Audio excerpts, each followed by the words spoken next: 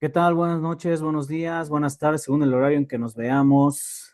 Bienvenidos a la sesión del día de hoy, en donde ya estamos por entrar a la recta final de nuestro curso de Derecho Administrativo. Como parte de la continuación de nuestro curso, establecimos la organización del Estado y los principios acordes al artículo 28 constitucional, cómo está establecido lo que es las empresas centralizadas, descentralizadas y de paraestatal.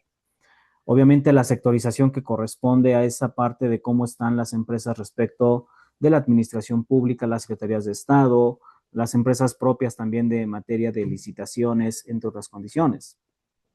Desde luego, vamos a establecer con los temas del día de hoy abordar que el Estado mexicano tiene algo que se llama régimen patrimonial y desde luego un régimen financiero. Como parte de ello también, el Estado tiene que celebrar actos jurídicos llamados contratos, sobre los cuales se va a estipular cómo va a operar toda institución al servicio del Estado, cómo va a operar toda institución en la materia de insumos, en la materia de contratación de personal, en la materia de contratación de algunas condiciones de suministros. Sean ustedes bienvenidos.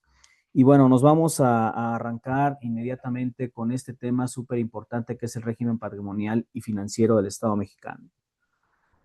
Hay una parte en derecho económico y en derecho fiscal que se llama el derecho patrimonial y como lo abordamos en el curso de derecho fiscal, el derecho patrimonial corresponde a todos esos bienes tangibles o intangibles que son propiedad del Estado mexicano. Esos bienes que hacen que las instituciones al servicio del país fluctúen, funcionen, otorguen servicios y sobre todo que establezcan esta parte de cómo va a funcionar la administración pública.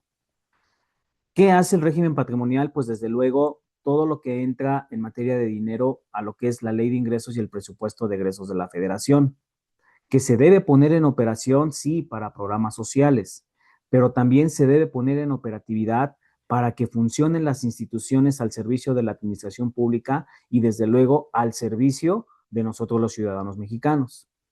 Este régimen patrimonial, desde luego, requiere de inmuebles, requiere de bienes muebles, equipos de cómputo, requiere también de esa captación del personal administrativo que va a estar a cargo de las instituciones al servicio del país, pero principalmente también requiere de derechos de explotación y requiere de derechos que a lo mejor el particular ya pueda tener injerencia en actividades del servicio público.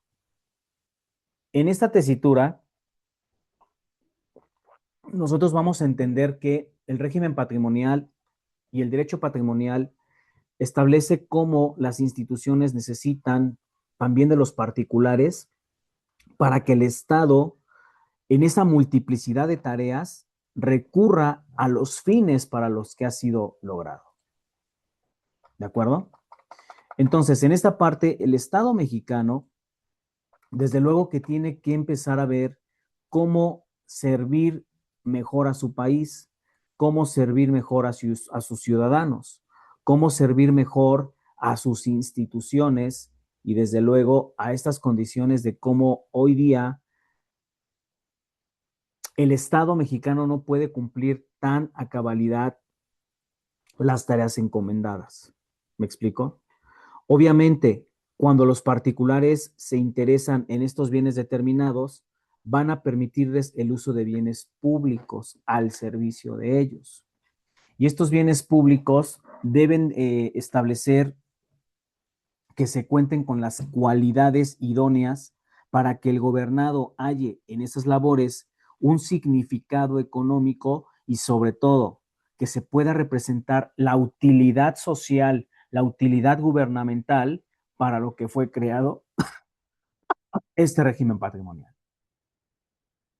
Ahora bien, del régimen patrimonial y financiero del Estado mexicano, nosotros, en cuanto al poder público, se necesita una variabilidad en cuanto a lo que es el sistema político y principalmente el tema que hoy nos atañe son las concesiones. La variabilidad en cuanto a una postura de la concesión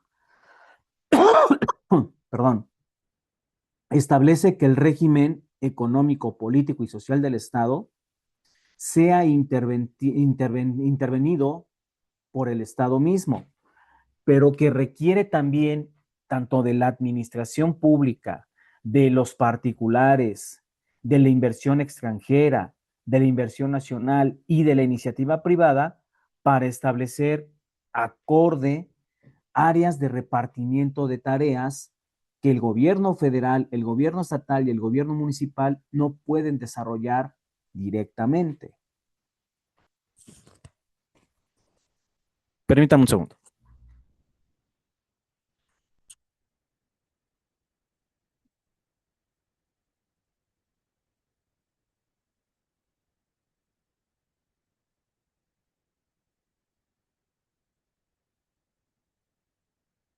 Entonces, en esta tarea, obviamente, la presencia estatal es importante y sobre todo que esa posibilidad de encomendar a los particulares la prestación de determinados servicios públicos y que ellos también hagan uso de explotación de esos servicios públicos, debe entenderse como este proceso normativo jurídico y que el gobernado se interese por esas labores porque ha de significar, como lo dije, algo económico, representativo y con efectos de utilidad, que va a implicar a ciertos plazos un bien común, porque el poder público no puede abarcar toda la actividad de forma directa. Entonces, la concesión surge como esa figura jurídica que va a posibilitar a los particulares desempeñar actividades que son propias del Estado para satisfacer las necesidades generales de nosotros los ciudadanos. ¿Sí?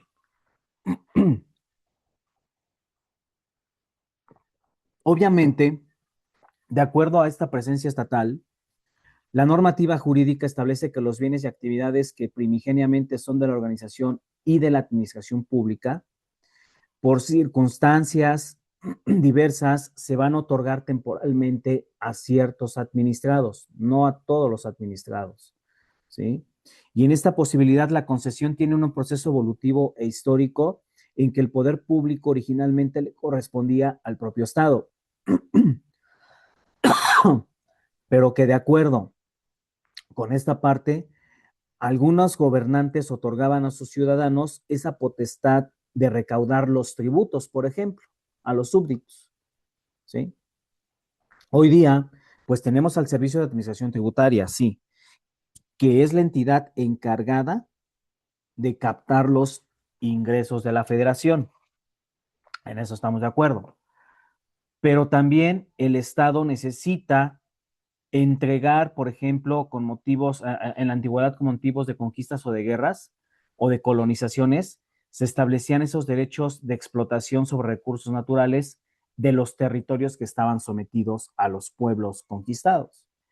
Por eso esa figura establece hoy día, en parámetros actuales, eh, una figura en derecho romano que es la centuria, que ahora se separa al derecho civil y ahora es llamado contrato de obra pública. ¿Sí? Entonces, la variabilidad y postura del Estado establece también que como sistema político, el gobierno necesita que su régimen económico se ponga a trabajar.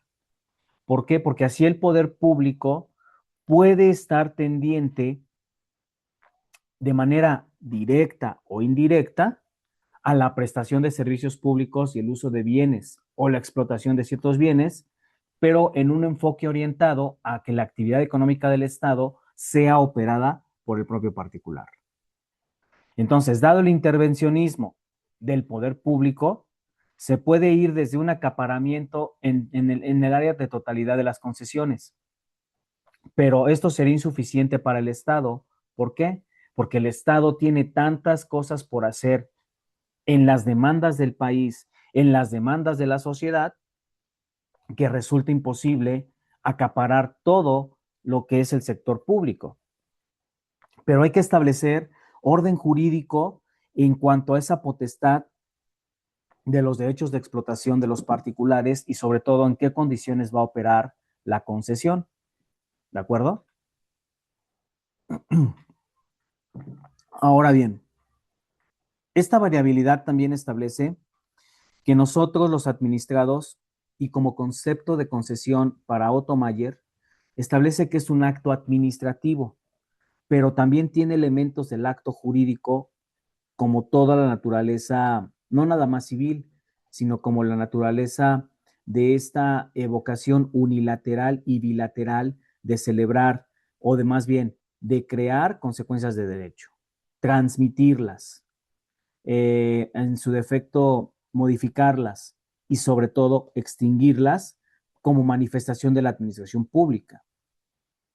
Como parte del concepto, Otto Mayer nos dice que la administración pública va a celebrar actos jurídicos unilaterales por los cuales el Estado le va a conferir a un particular cierto grado de potestad para explotar en su nombre y representación bienes y servicios de carácter público que le pertenecen al propio Estado, pero que son de interés general porque se necesitan que esos derechos de explotación de los particulares a nombre del Estado satisfagan las necesidades generales y el interés público, ¿sí?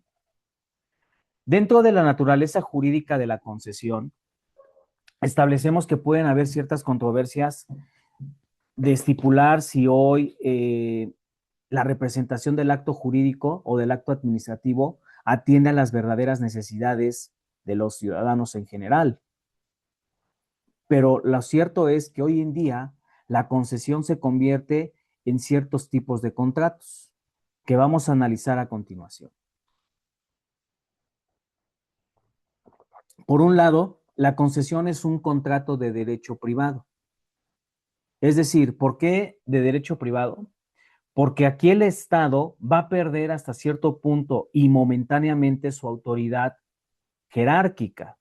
Recuerden que dentro de los elementos del Estado, el Estado tiene injerencia entre los particulares cuando está en un plano de igualdad en la línea horizontal. Entonces, este acuerdo de voluntades entre el Estado y el particular llamado concesionario se trata de un contrato hasta cierto punto nominado, puro y simple, que se va a regir por las normas del derecho privado, no sobre las normas del derecho público, ni mucho menos del derecho político. Establece que es un contrato de naturaleza administrativa, porque dentro de la doctrina se sostiene que un contrato de concesión va a posicionar privilegiadamente en la administración pública al particular, pero los contratos en sí no es que privilegien al particular, sino que le permiten al particular participar y contribuir a las necesidades básicas de todos los ciudadanos en un plano real, en un plano social, en un plano económico principalmente, y que esos elementos de los derechos reales establezcan los contratos administrativos con un valor en que la doctrina no pueda explicarlos con ciertos grados de discrecionalidad, pero la autoridad va a decidir las condiciones contractuales y sobre todo le va a hacer ver al particular y al titular de esa concesión que la naturaleza del contrato de concesión es para efectivamente sí un beneficio propio como particular, pero establecerá también esa concesión y esos efectos jurídicos a bienes estatales y también de servicios públicos. Por eso es importante que la naturaleza de este contrato entendamos que es para servir a la administración pública. Como tercer criterio, la concesión es un acto unilateral y como lo explica Otto Mayer, sostiene la concesión un elemento típico del acto administrativo unilateral porque es el Estado mexicano quien va a someter a concurso, a licitación a esos participantes que en un plano de acuerdo de voluntades establecerán las condiciones sobre las cuales van a trabajar acorde a las necesidades que el país requiera. ¿De acuerdo? Otra condición es que la concesión es un acto mixto, es complejo Y aquí se sostiene esta teoría de que comparte elementos tanto del acto administrativo en general como figura unilateral, pero también establecerá elementos del acto jurídico como base de los contratos en México. En esta parte, jóvenes, hay que entender que nosotros, dentro de la parte de la teoría del derecho social, del derecho administrativo, del derecho financiero, del derecho económico, los bienes patrimoniales necesitan también causa de utilidad pública, pero apoyarse de la iniciativa privada, apoyarse del particular. Y es aquí donde va a reunir estos elementos mixtos y complejos. ¿Por qué? Porque la inconsistencia de estas teorías entienden que la persona física o moral no puede colocarse a la par en dos posiciones. O sea, beneficiarse por un lado del derecho público y por otra parte del derecho privado, porque aquí incurriríamos en esta tesitura del conflicto de intereses. En esta parte, el particular deberá determinar cuáles van a ser los elementos contractuales por los cuales se está adheriendo a un contrato de esta naturaleza, porque la concesión, lo repito una vez más, es un derecho real con efectos de explotación. ¿Me explico? Entonces, en este sentido, la concesión tiene elementos subjetivos, que es una teoría tripartita en donde el concedente, que se trata del órgano estatal, del concesionario, que es el particular, y el usuario, o sea, nosotros los beneficiarios, al tratarse de servicios públicos. ¿Sí? El cedente es esa autoridad competente que le otorga la concesión al gobernado. El cedente va a seleccionar generalmente a varios solicitantes y después de tener los elementos valorativos, los elementos propositivos, los elementos fundados y motivados, decidirá sobre quién va a figurar en esa concesión o en esa licitación. ¿Sí? Obviamente el concedente puede ser en su defecto una persona de la federación, una entidad federativa o un municipio. Lo que hace un organismo paraestatal, a la vez de que los bienes y servicios están involucrados en el carácter público. ¿Sí, muchachos? Entonces, en esta parte, nosotros debemos entender, jóvenes, que la concesión no nada más es otorgar respecto de la administración pública actuaciones nada más per se, sino también hay que establecer líneas paralelas para que la concesión se vea involucrada aparejadamente en esa condición de servir a la sociedad en general. Por eso el concesionario, que es esa persona física o moral a quien se le va a otorgar esos derechos de explotación, esos derechos reales, van a referirse estrictamente sobre bienes del servicio público y que a lo mejor la función pública no puede considerar como trabajo excepcional. Y en este sentido, ni su personal será calificado de servidor público, con excepción de cuando se trate de alguna empresa paraestatal, como lo vimos la semana anterior. ¿Sí? Aquí el personal es contratado específicamente por el concesionario. No puede tener actividad ni en el sector público ni en el sector privado a la vez, porque incurriríamos en este criterio de que la concesión es un acto unilateral. Por eso aquí la posición privilegia al particular como contrato administrativo. Al ser un acto unilateral, establece que la persona física y moral no se puede colocar en dos posiciones. No puede beneficiarse primero de contratos públicos y después de contratos privados, porque, repito, incurriríamos en el conflicto de interés.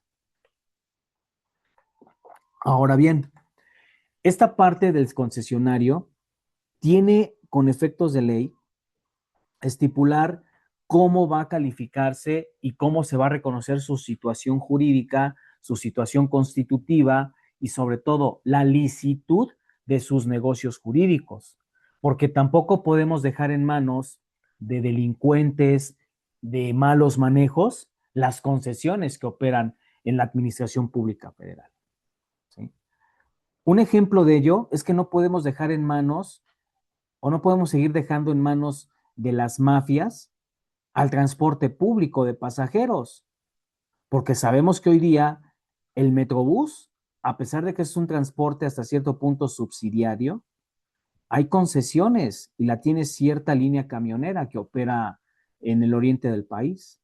Ajá. El tren suburbano que corre de Buenavista a Lechería, en un principio, en esos tramos fue concesionado. Y de ahí la naturaleza de que el transporte es caro. Otras concesiones, pues también son esta parte de las refinerías, algunas refinerías o algunas minerías, algunas empresas mineras, ¿sí? En ese sentido, el usuario va a ser la persona física o moral que ya los requerimientos de prestaciones van a ser satisfechos con el servicio público concesionado. Por ejemplo, otro como servicio público concesionado podría ser el servicio de limpia, que tanto nos aqueja día con día porque no hay camiones suficientes o bastos y suficientes que recolecten la basura, al menos en la Ciudad de México y el área metropolitana que lo rodea. ¿Sí? Entonces, esta relación entre el concesionario y el órgano público concedente establecen la teoría tripartita que hace a la concesión única en su especie. Desde luego, la concesión como acto jurídico requiere ajustarse a los elementos y requisitos señalados tanto en el acto administrativo como en el propio acto jurídico. ¿Por qué? Porque en materia de concesiones es necesario recurrir a la ley en la materia. Y sobre todo, que aquí van a establecerse reglas de concesiones, por ejemplo, en la Ley General de Vías de Comunicación, la Ley de Telecomunicaciones, la Ley Federal de Radio y Televisión, la Ley General de Bienes Nacionales, la Ley de Aguas Nacionales, la Ley Reglamentaria del Servicio Ferroviario, la Comisión Reguladora de Energía, Ley de Desarrollo Forestal Sustentable, la Ley de Caminos, Puentes y Autotransporte Federal. ¿Por qué? Porque en este sentido, por ejemplo, los concesionarios de radio hacen contenidos para los escuchas. Los concesionarios de televisión hacen programas y contenidos de carácter público para aquellos televidentes dirigidos a desde edades pequeñas hasta edades adultas mayores. La Ley Federal de Telecomunicaciones tiene su parte de concesión en cuanto a hoy día las líneas telefónicas, no nada más fijas, de carácter móvil, porque antes el monopolio lo tenía cierta compañía que el propietario era Alejo Peralta. Posteriormente entra Carlos Slim con su línea de teléfonos cuando el expresidente Salinas privatiza Teléfonos de México, pues Slim es el que gana esa licitación de concurso público y entendemos que es la concesión por el uso de explotación de telefonías, mas no significa que este señor sea el propietario de las telecomunicaciones en este país. O como cierto personaje de la vida pública, dueño de las tiendas de los abonos chiquitos, que también se siente que es propietario de la televisión mexicana y hace duras críticas al gobierno federal. La concesión debe de establecerse acorde a los criterios de legalidad y competencia. ¿Por qué? Porque los particulares colaboran con la función administrativa y desempeñan un papel fundamental, sí, para el poder público. Pero ese poder público, recuerden que en primera línea tiene que estar direccionado a quienes, a los ciudadanos mexicanos. Es decir, estos principios, por ejemplo, Caminos y Puentes Federales, pues tiene concesionadas las autopistas en este país. Y hasta cierto punto puede ser violatorio del artículo constitucional que establece el libre tránsito, ¿no? Pero finalmente la infraestructura de las autopistas hasta ciertas líneas es buena, es más rápida, es más segura, te proporcionan un seguro de viajero. Por si llegas a tener algún siniestro, el seguro va a cubrir en una parte los gastos por ese lamentable accidente que pudiera suceder. ¿Sí? Entonces, dentro de estos principios que rigen a la concesión, jóvenes, establecer que es una figura poco común y poco descrita, sobre todo en el derecho público. ¿Por qué? Porque una forma de establecer relación entre los particulares con la función pública es desarrollar fundamentalmente las tareas que les son encomendadas, que es proporcionar al poder público estas líneas de cómo explotar esos derechos reales. ¿Sí? Por eso también la Ley Federal de Radio y Televisión y sobre todo radio, televisión y cinematografía que forman parte de la Secretaría de Gobernación, vigilan los contenidos de la televisión pública, de la televisión privada, y que estos contenidos sean acorde a los valores y principios que deben regir en una sociedad, que los contenidos sean de carácter aportativo, que sean de carácter hasta cierto punto lucrativo, porque pueden entrar ahí los sistemas de publicidad y mercadotecnia, pero que finalmente proporcionen diversión y esparcimiento sano a los televidentes y a los escuchas.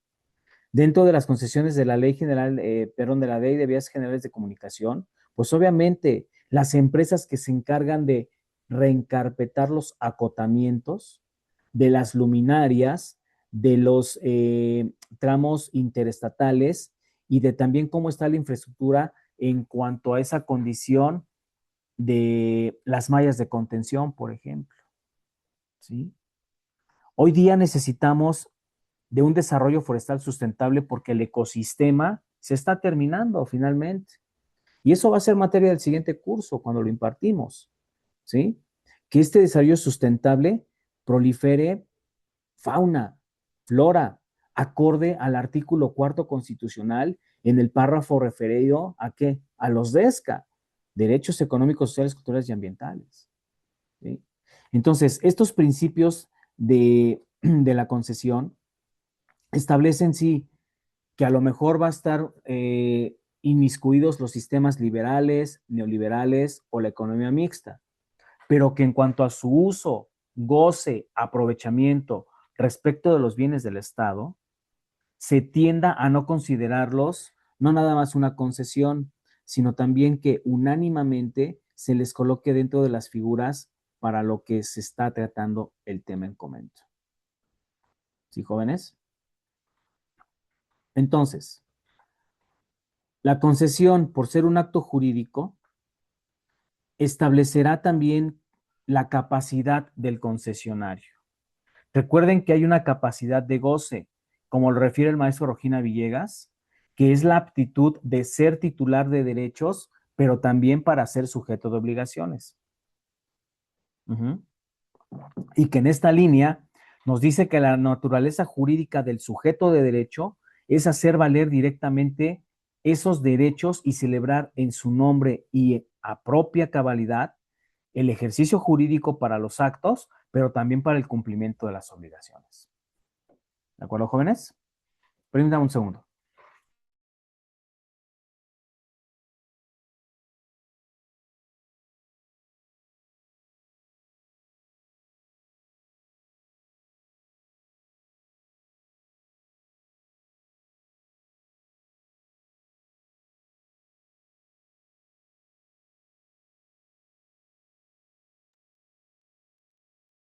Bien.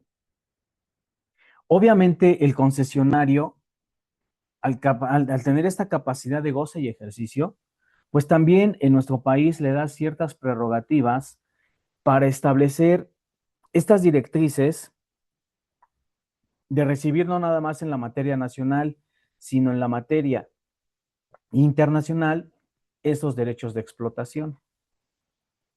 Ahora bien, la línea tradicional dentro del derecho establece que nosotros refiramos que el derecho público va a beneficiar a esas entidades, sí, pero también, por otra parte, va a limitar ciertas condiciones de la administración pública, ciertas condiciones de los particulares.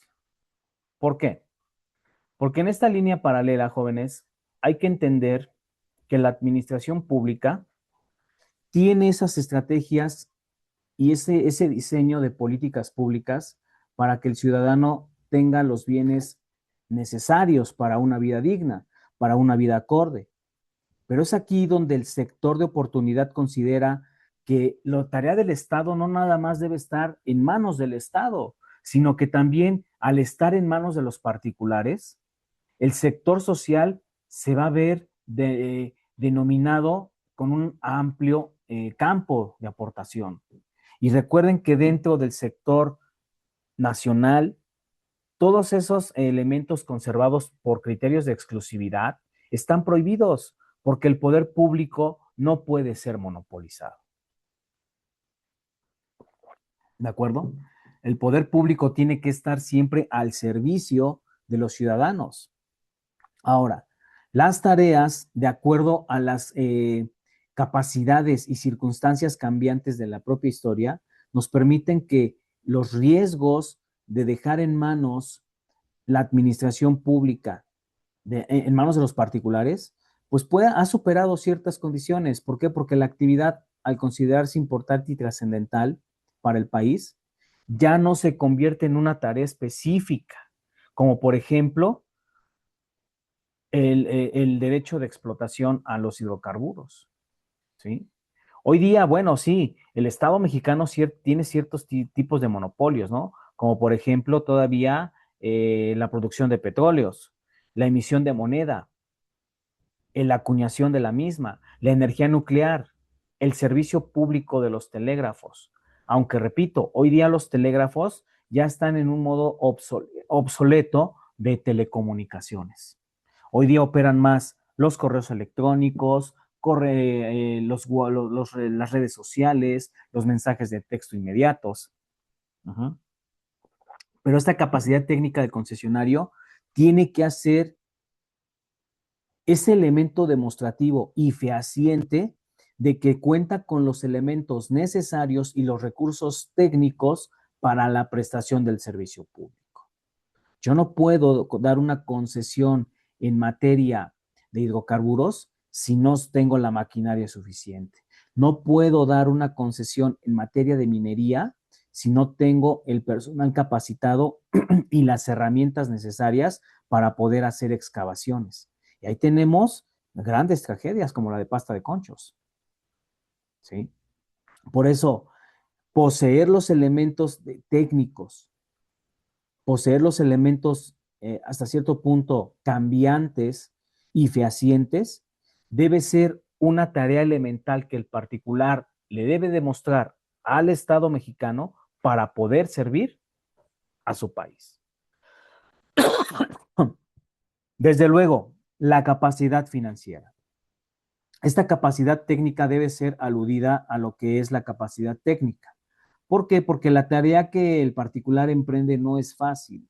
La tarea es muy importante porque se trata de un servicio público y sobre todo no se puede arriesgar ni a los usuarios ni sobre todo esta parte de poner en riesgo la infraestructura de los países.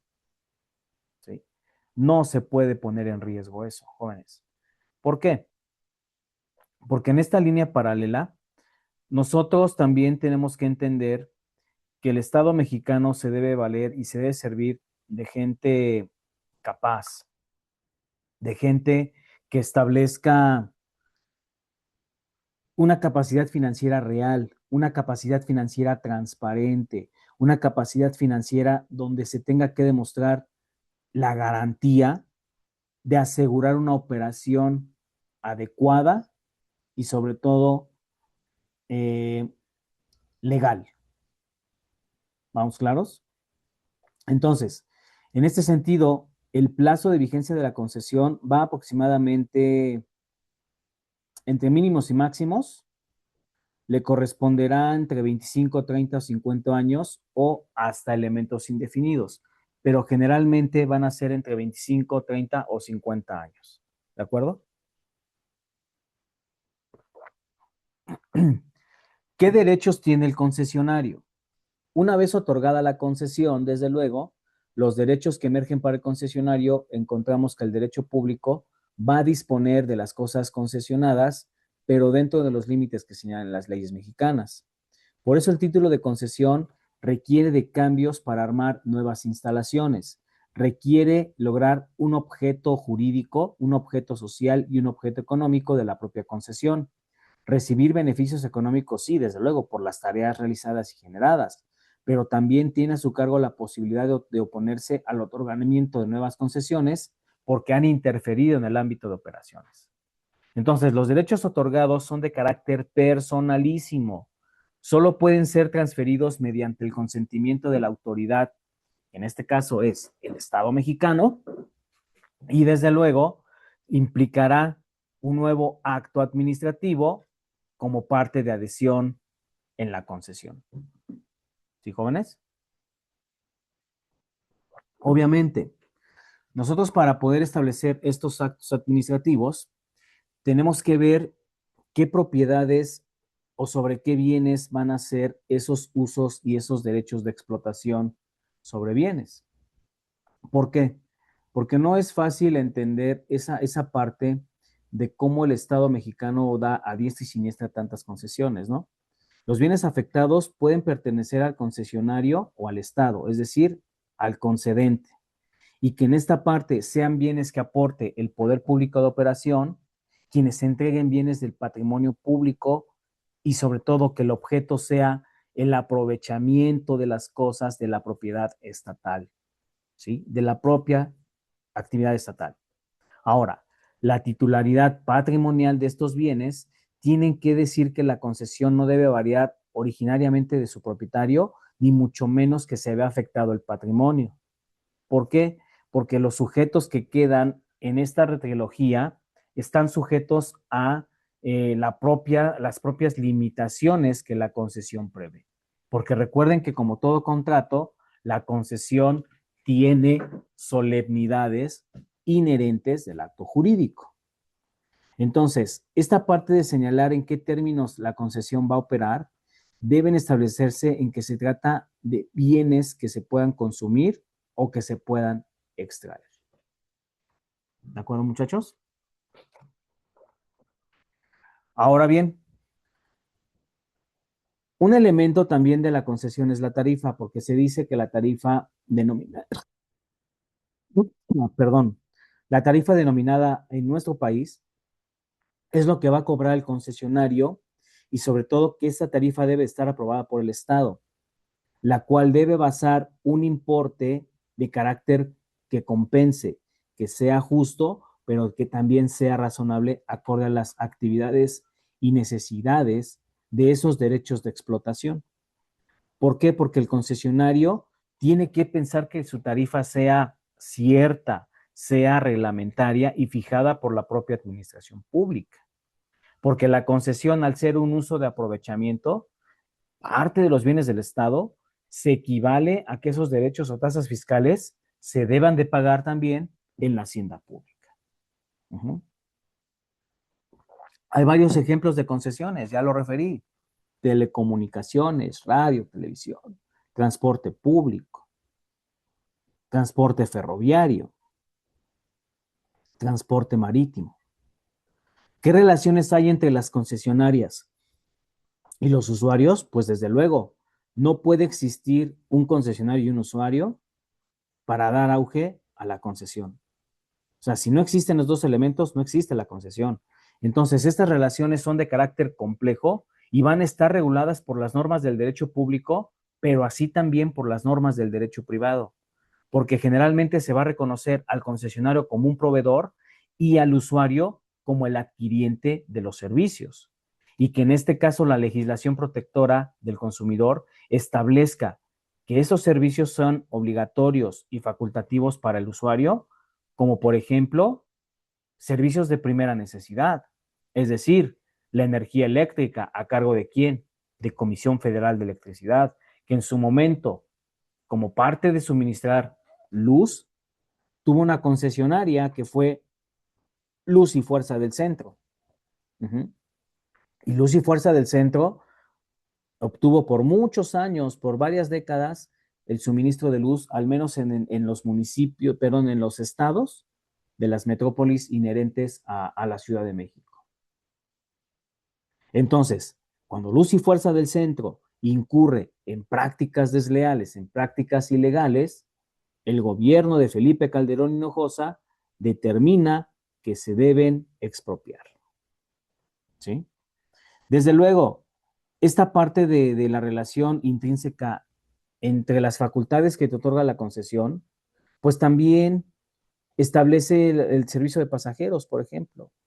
Todo el servicio concesionado de pasajeros, autobuses, taxis, vehículos hasta cierto punto de ramales o de corredores, mejor dicho, tienen que proveer estos derechos facultativos para un servicio público eficiente y eficaz. No se cumple el parámetro, desgraciadamente. Uh-huh. Obviamente, conforme a los criterios, debe ser obligatorio las reglas del derecho público y del derecho privado porque van a facultar esta separación en cuanto a la práctica. Ahora, dentro de las obligaciones de los concesionarios, como este contrato tiene una institución llamada intuito personal, o sea, el concesionario debe ejercer de manera personal y directamente, no puede ser transmitida, ni cederla, ni enajenarla, porque es un acto jurídico unilateral. Entonces, el concesionario tiene la obligación de cuidar los bienes que le han depositado en confianza el Estado, la Federación, los municipios y sobre todo que estos sean entregados y prestados a la mayor diligencia posible. ¿Por qué? Porque se deben de cumplir con todas las disposiciones legales por cuestiones de interés público, porque recuerden que la concesión también es un documento de interés público. Derecho de reversión. Obviamente, la concesión tiene condiciones afectas a lo que son los bienes y derechos reales, materia de explotación, pero no cambian de dueño. Aquí es únicamente la persona que ha solicitado esa licitación, que se le ha otorgado la concesión, es la única propietaria del derecho real. ¿Por qué? Porque recuerden que los bienes no son de su propiedad, son del Estado mexicano. Y sobre todo, que si en algún momento el concesionario incurriera en alguna falla, el concesionario tiene la obligación de revertir esa condición respecto de agravios al Estado y pagar la debida indemnización. Porque finalmente ha causado agravios, jóvenes. ¿Sí? Entonces, en esa línea paralela, nosotros intrínsecamente necesitamos ver cómo el concesionario necesita establecer que los bienes encomendados no le pertenecen. Repito una vez más, esos bienes encomendados no le pertenecen, son propiedad del Estado, son propiedad de quien le ha depositado esa confianza. Sin embargo, como lo expone aquí nuestro jurista Miguel Meirenhoff, establecer estos derechos de explotación marca una línea importante en que la expresión reversión gramaticalmente se use como correcta. ¿Por qué? Porque los derechos del Estado no pueden ser dañados. Y si lo son, hay un derecho de reversión para poder establecer que la concesión la pierda el particular. ¿Cómo es el sentido de reversión? Pues lo que se presumía que estaba haciendo Ruta 100 hace más de 30 años. Ruta 100 fue una paraestatal al servicio del Estado mexicano, específicamente el gobierno de la Ciudad de México. Pero Ruta 100 también tenía ya condiciones en donde el sindicato se presume que estaba haciendo malos manejos con esa paraestatal. Y al tener un derecho de concesión sobre transporte de pasajeros, las ramales eran impresionantes. Sin embargo, sus malos manejos entre sus autoridades establecen que la paraestatal deba de desaparecer. Lo mismo sucede con CFE, con Luz y Fuerza del Centro, que Luz y Fuerza del Centro se encargaba de operar el suministro de energía eléctrica en los municipios adherentes a la Ciudad de México. Pero deudas billonarias que tenía con Comisión Federal de Electricidad, CFE, Luz y Fuerza del Centro es expropiada por el expresidente Felipe Calderón porque ya no estaba satisfaciendo las necesidades básicas de los ciudadanos mexicanos. ¿Cuál es el procedimiento para otorgar la concesión? Pues obviamente va a variar de acuerdo con los dispositivos de la Ley Orgánica de la Administración Pública Federal y de la Ley Federal del Procedimiento Administrativo. ¿Por qué? Porque los pasos generalmente van a establecerse acorde a estas dos legislaciones. Ahora, en todos los casos, el Estado tiene la obligación de analizar los documentos que se presenten. ¿Por qué? Porque la licitación se hace a convocatoria abierta, a convocatoria pública. Y obviamente, al establecer una prestación de servicio público, el particular tiene que estar debidamente regulado en cuanto a su actividad y capacidad jurídica. Tiene que estar debidamente verificado en cuanto a la capacidad de su personal, a los elementos técnicos, al régimen financiero y patrimonial que hace la empresa. Y sobre todo, que los interesados deben de dar vista a una emisión importante de cómo están las condiciones para prestar el servicio, muchachos, de cómo prestar esa parte de afectación sobre los bienes patrimoniales. ¿Y por qué lo refiero como afectación? Porque finalmente de ellos va a depender que estos bienes sean dúctiles, sean factibles y sobre todo sean provechosos para los ciudadanos mexicanos.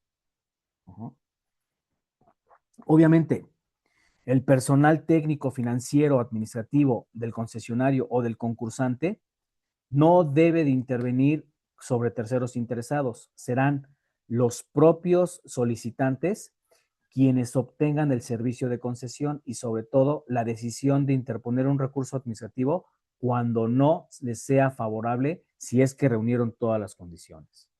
El título de la concesión, desde luego, es un documento donde consta el poder, la decisión del Poder Ejecutivo, mejor dicho, como la aceptación del particular. ¿Por qué? Porque este título se trata de un documento solemne y no hay negociación sobre los créditos. Es un título innegociable, es un título hasta cierto punto con características trascendentales. ¿Por qué? Porque este título establece la actividad para la que se va a desarrollar el particular. Por ejemplo, hay títulos de concesión para instalar, operar y explotar red de telecomunicaciones. La puede tener no nada más esa compañía de teléfonos celulares, muy común. La pueden tener varias, incluso el propio Estado la puede tener. ¿Sí me explico? Otro ejemplo, pues sería, no sé, cobertura sobre red de transporte público en los tramos interestatales del Estado de México con la propia Ciudad de México. ¿Sí? Otro sería, no sé, la calidad de servicios en los comedores para los funcionarios del Poder Legislativo.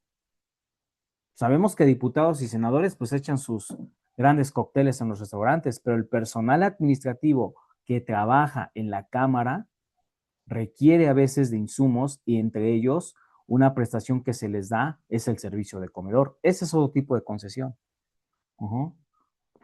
Particulares encargados del servicio de alimentos y bebidas que van a suministrar esta parte de alimentar a los funcionarios o a los empleados de las cámaras. ¿Sí? ¿Servicios de emergencia también pueden ser concesionados? Sí y no. Sí, porque a lo mejor sería bueno revisar si de verdad los particulares están, y creo que sí lo están, porque hasta donde yo tengo entendido, unidades al servicio de patrullaje de la Ciudad de México están concesionadas. ¿Sí?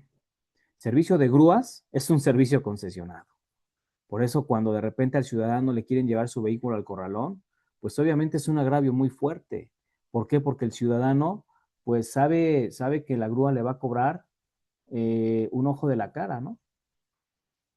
Y que en esa tesitura podemos entender muchas veces que que no, vamos, el ciudadano no se va a dejar así como así.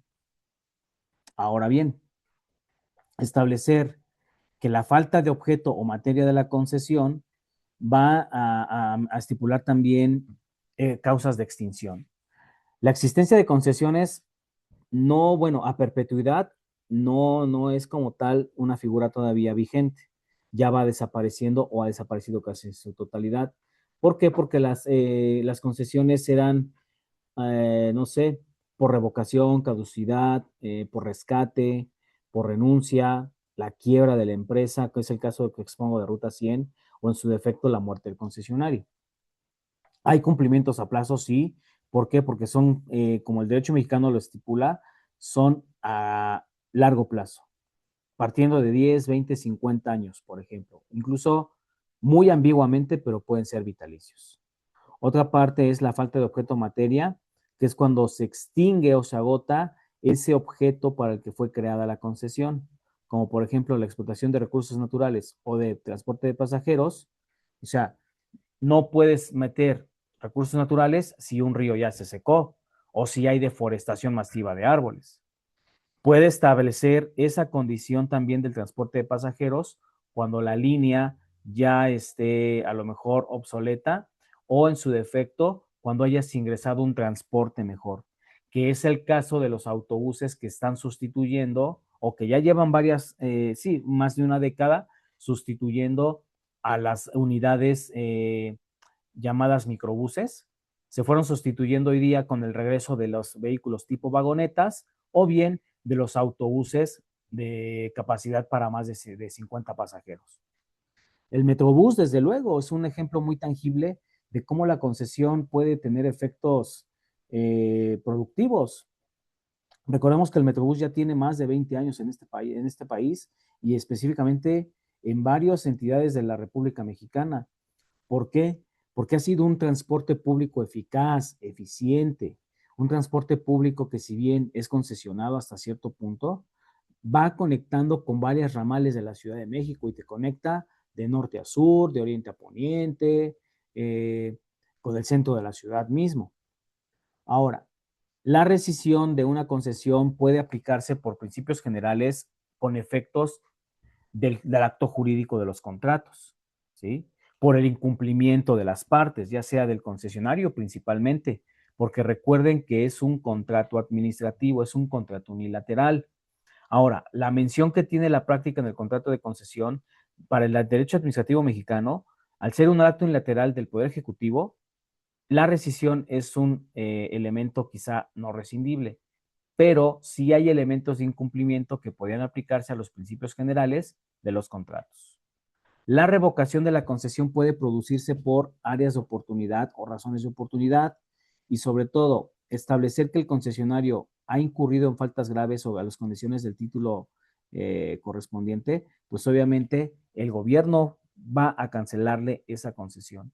Un ejemplo de ello a lo mejor, no sé, otra vez transporte de pasajeros, que alguna línea camionera haya provocado un accidente en donde haya pasajeros heridos o pasajeros fallecidos, desde luego puede suspender en su defecto, revocar la concesión de esa línea. Y sobre todo cuando las prácticas de los concesionarios son recurrentes, repetitivas, pues desde luego hay que revisar ese contrato y someterlo nuevamente a una especie de subconcurso. Y si es factible, que este contrato pueda ser vigente. La caducidad en el elemento concesionario también establece que se presenta por inactividad del concesionario, cuando no inicia algunos trabajos a lo mejor de construcción en los tiempos convenidos. La caducidad también va aparejada del título, porque recuerden que es de interés público, que torna parte del orden jurídico social. Por eso la importancia de los concesionarios de estar periódicamente activos va a hacer que sus contratos sean vigentes a través de una tácita reconducción. El rescate. El rescate obviamente de una concesión viene a plazos previstos sobre los que se sostiene una decisión unilateral, pero finalmente la caducidad pone fin a la concesión antes de la fecha fijada. Cuando se presenta el rescate debe de ser justificado y sobre todo porque el concesionario pueda seguir prestando los servicios o usando el bien.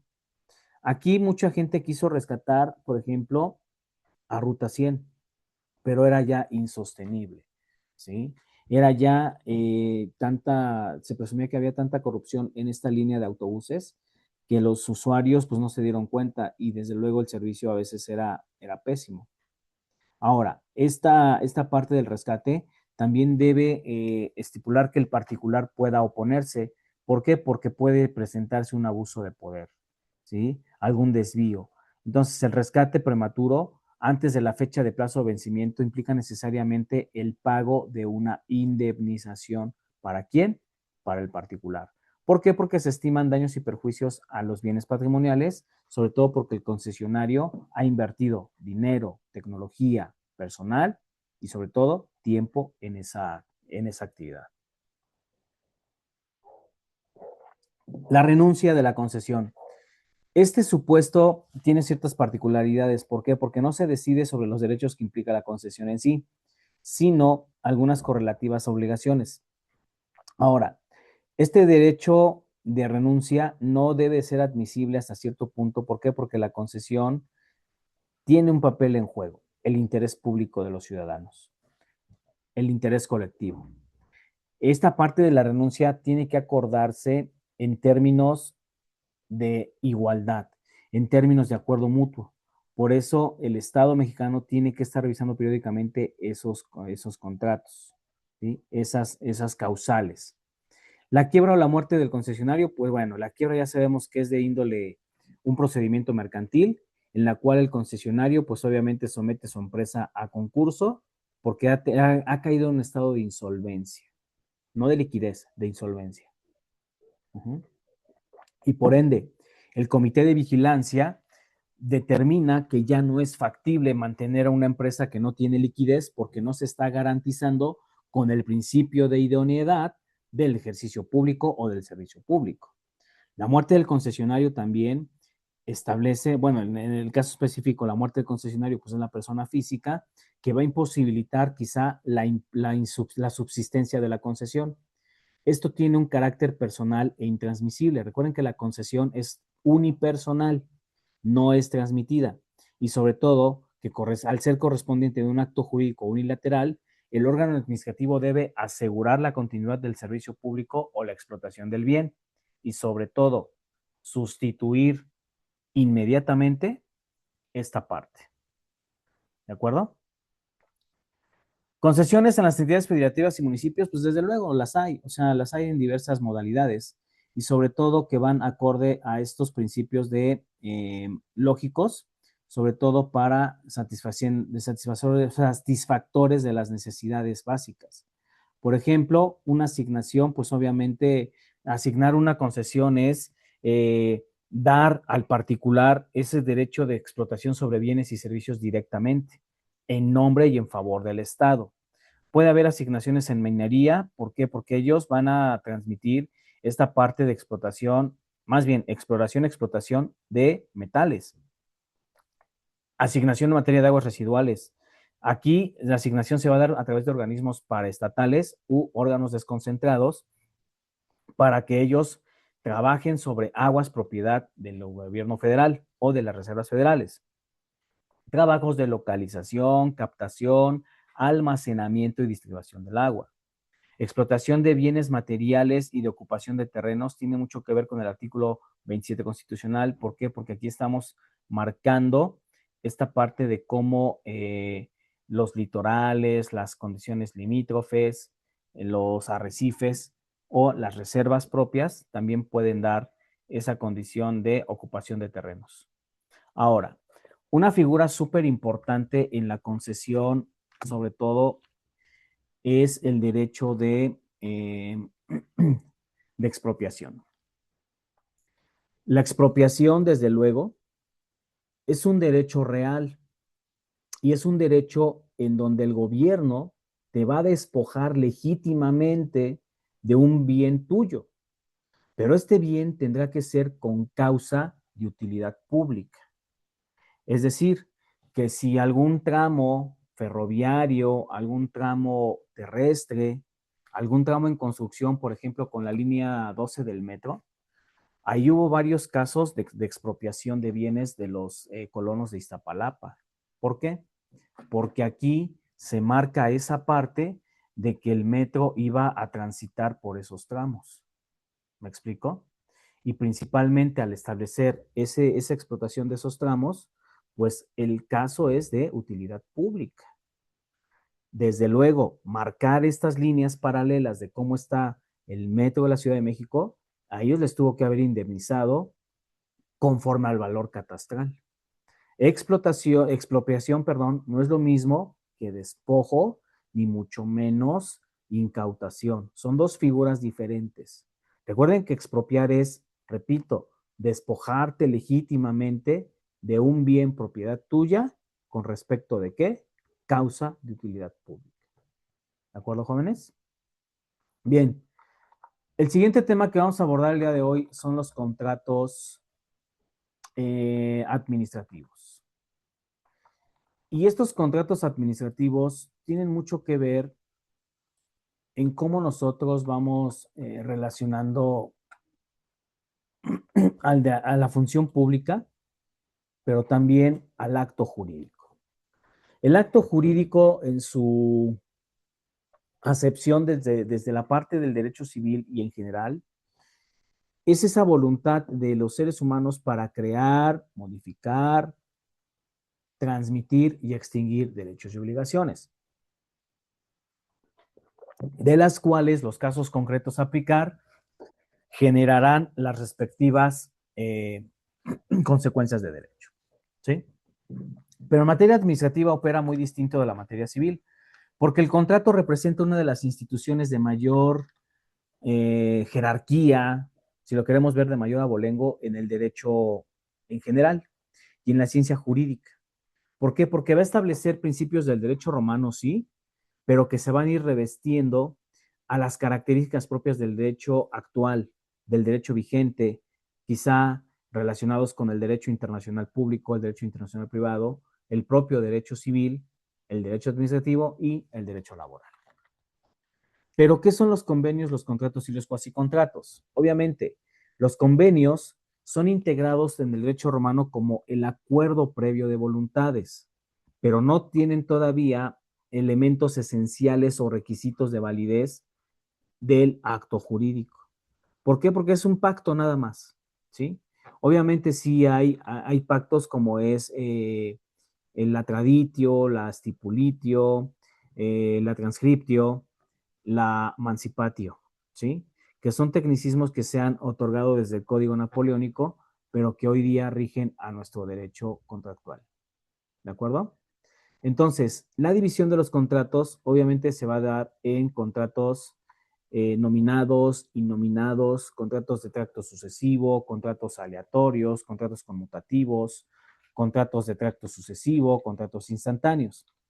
Pero específicamente los contratos de la administración pública son contratos que deben atender a negocios sobre la administración del gobierno, sobre el Estado, pero con respecto a los particulares. Por eso la existencia de los contratos administrativos atiende a que la ciencia del derecho administrativo va a establecer contratos como categorías, sí, de derecho público, pero en beneficio de quién, tanto de particulares como de la propia administración pública. ¿De acuerdo? Entonces, en estas corrientes, la corriente negativa de los contratos establece Otto Mayer que los argumentos deben establecerse en que la teoría del contrato tiene que ser muy literal y tiene que estar celebrado por sí, por la administración pública per se, pero generalmente con un particular y sobre todo sometidos al derecho público con las cláusulas exorbitantemente esclarecidas, porque los contratos administrativos están en una línea de subordinación con respecto de quién, del gobierno federal, del gobierno estatal, del gobierno municipal, sí.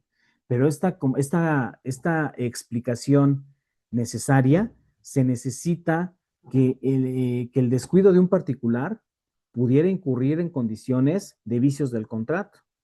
Ahora, ¿Qué criterios tenemos para diferenciar a los contratos administrativos?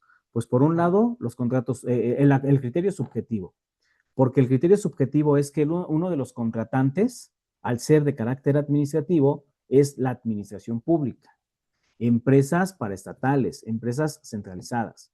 Pero el contrato administrativo es aquel celebrado por la administración pública y se va a relacionar con los particulares, ¿de acuerdo? El criterio de jurisdicción establece que se sostienen en una parte el derecho privado para dirimir controversias en los tribunales si es que hay algún incumplimiento. Pero por otro lado, el contencioso administrativo cuando la competencia sea relativa de la administración pública. ¿De acuerdo? Ahora, esta parte también del criterio formal de los contratos establece que el contrato tiene solemnidades, tiene formalidades específicas y determinadas, sobre todo que sus formalidades son de criterio amplio y son a cabalidad de cumplimiento. Solamente que la cláusula lo estipule, podrán quedar excluidas algunas condiciones para el cumplimiento. Pero los contratos son, el criterio de cláusula exorbitante nos dice que los contratos deben de ser condicionados a través de las cláusulas sobre cómo atribuirse a la administración pública esas prerrogativas sobre las cuales el particular está siendo contratado. Y sobre todo que respecto de terceros, no se puede permitir la esencia. Es como con la concesión. O sea, la concesión al ser un acto unipersonal, un acto personalísimo, no permite que otros más intervengan. Por eso el contrato administrativo, al establecer su criterio de cláusula exorbitante, dice que el particular es quien ya adquiere los poderes y las facultades necesarias, pero sobre todo específicas sobre los terceros para conferir un derecho privado. Pero hay que sostener estos criterios sobre las cláusulas exorbitantes. ¿Por qué? Porque las cláusulas de los contratos administrativos van a alcanzar efectos para disfrutar de la administración pública y las prerrogativas establecidas en las leyes y reglamentos aplicadas a la materia. Ahora bien, el criterio teleológico pues establece que los contratos, al ser de dominio público en materia del telos, su finalidad es que sean de carácter administrativo porque los contratantes van a satisfacer necesidades del orden público, del interés público, ¿sí? O sea, no nada más es adherirte a un contrato porque sí, sino más bien establecer por qué nosotros debemos de permanecer siempre en una línea paralela. ¿Me explico? Siempre debemos de permanecer en estas líneas acordes a que las irregularidades sean sometidas a revisión letra por letra. Por eso, las características singulares de los contratos administrativos contribuyen a perfilar el nacimiento y finalidad específica, que es dar auge a la proyección de programas públicos y del interés público social. ¿Sí? Independientemente de si es el concepto de interés público impreciso o no, el contrato administrativo necesita de los criterios legales, porque sus criterios legales establecen el carácter administrativo en la materia de obras públicas, por ejemplo, ¿no? Que son esas controversias motivo de interpretación o aplicación de los contratos que se puedan resolver en tribunales federales, ¿sí? Obviamente, una revocación, una suspensión o una renuncia o un rescate de concesiones también tiene que ser sometido a revisión en los tribunales. Obviamente, el criterio mixto de estos contratos marca paralelamente que estos contratos tienen que prevalecer siempre en la línea de acorde al respeto de las instituciones, ¿sí? O sea, los contratos preceden, estos contratos administrativos encuentran su naturaleza jurídica en el artículo 134 constitucional, que a tenor nos dice que esos recursos van a ser dispuestos por la federación, las entidades federativas y los municipios, algunas demarcaciones de la Ciudad de México, y se van a administrar con eficiencia, eficacia, economía, transparencia y honradez para satisfacción de los objetivos para los que están destinados, ¿sí? Obviamente, nosotros necesitamos marcar que estos contratos administrativos necesitan ser invocados y revisados sobre la opinión pública y sobre todo sobre los asuntos para los que son facultados dentro de la normatividad del derecho administrativo.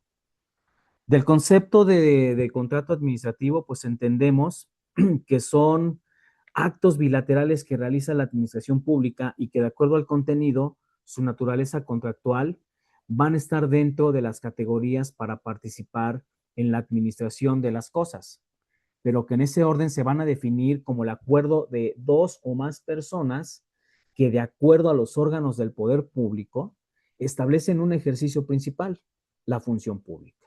Así de simple. ¿Para qué? Para crear, transmitir, modificar y extinguir derechos y obligaciones patrimoniales en aras de que el interés público sea sujeto a un régimen exorbitante del derecho ordinario. ¿Sí? Obviamente, los principios rectores del contrato administrativo, pues desde luego van en los principios de legalidad. ¿Por qué? Porque este contrato tiene que estar determinado al ordenamiento jurídico, como es la ley orgánica de la Administración Pública de la Federación, la propia ley orgánica de, del procedimiento administrativo, entre otras leyes. ¿Sí? El principio de continuidad establece que la ejecución de contratos pues no debe interrumpirse ni mucho menos retrasarse. Hoy día los contratos pueden modificarse, sí, con ciertas condiciones, pero generalmente son estas cláusulas inamovibles. ¿Sí? Es imprescindible el criterio de exigencia en que todo momento el contrato debe cumplirse, debe ejecutarse, porque de lo contrario no puede ser interpretado a prestación continua.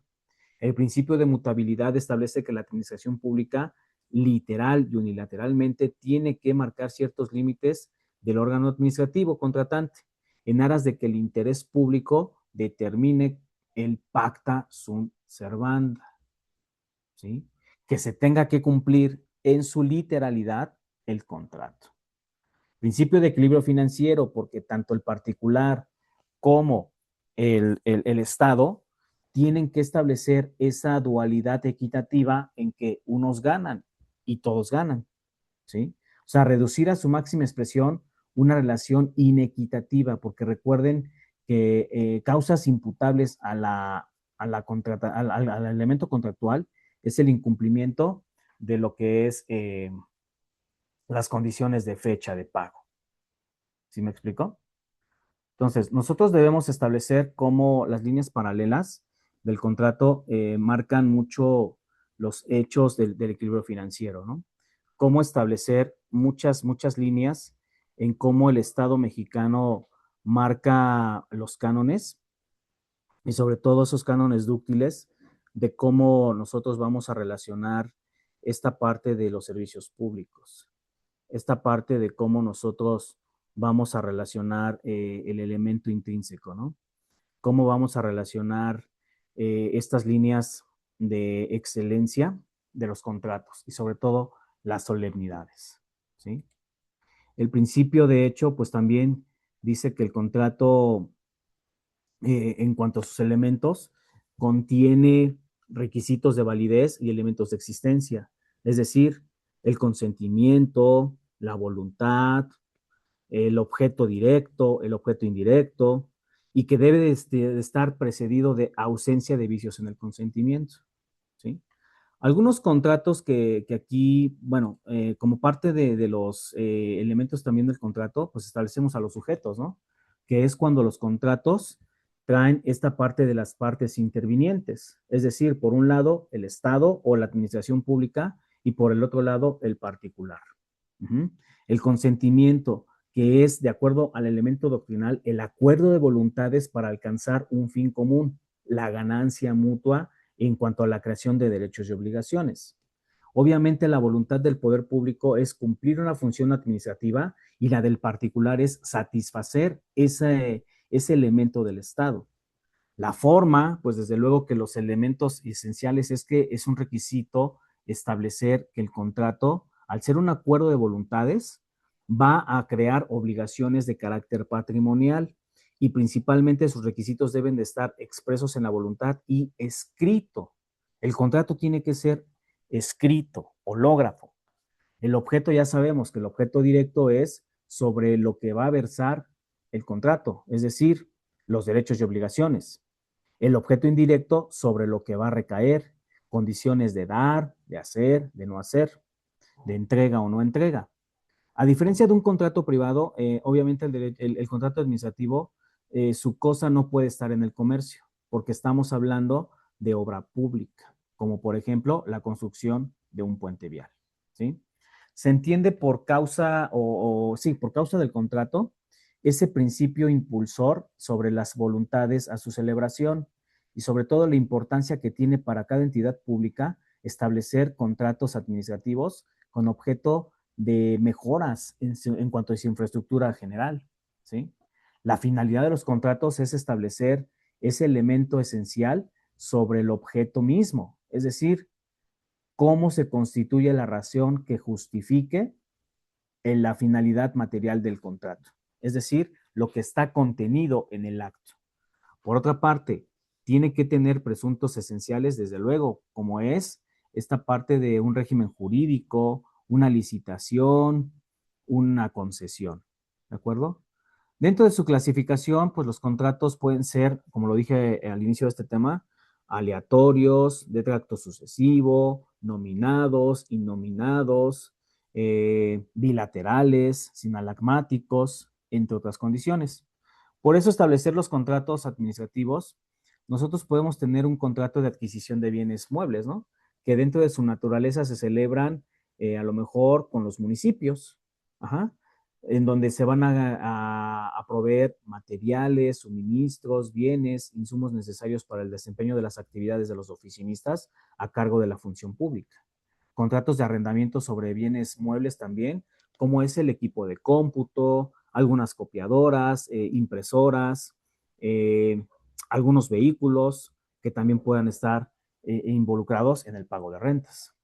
Respecto de los arrendamientos también, algunos inmuebles son arrendados por la función pública para el ejercicio de sus actividades.